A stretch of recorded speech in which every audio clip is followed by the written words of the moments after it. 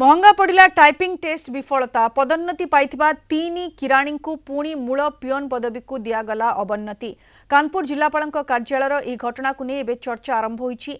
निकटरे 3 जन कर्मचारी को चतुर्थ श्रेणी कर्मचारी पदरु किराणी पदवी बा तृतीय श्रेणी पदवी को पदोन्नति दिया जायतिला।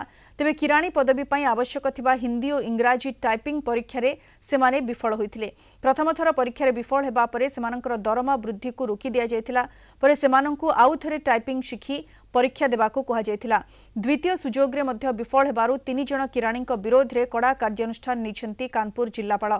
सेमानंकु पुणी थरे मूल पियोन पदवी को फेराई निया जायछि। बारंबार सुजोग सत्वे विफल होइतिबारु एही कार्यानुष्ठान ग्रहण करा जायछि।